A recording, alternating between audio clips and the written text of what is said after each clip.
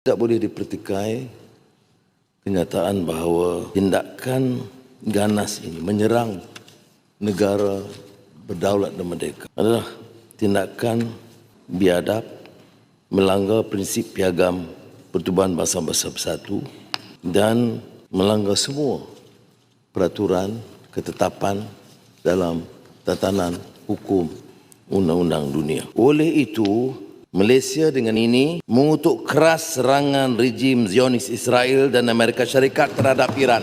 Dan kita berpandangan bahawa tindakan ketenteraan yang berterusan ke atas negara bebas dan merdeka Iran, betapapun perbezaan dasar sikap terhadap negara tersebut, bertentangan dengan prinsip yang disepakati oleh dunia. Dan tindakan ketenteraan berterusan itu tentunya berisiko, malah telah bermula menyebabkan ketegangan, eskalasi lebih besar, menggugat kestabilan serantau, terutama di negara-negara teluk yang semuanya atau kebanyakannya diheret dalam kencah peperangan akibat dari serangan yang dimulakan oleh Israel yang bersekongkol dengan Amerika Syarikat.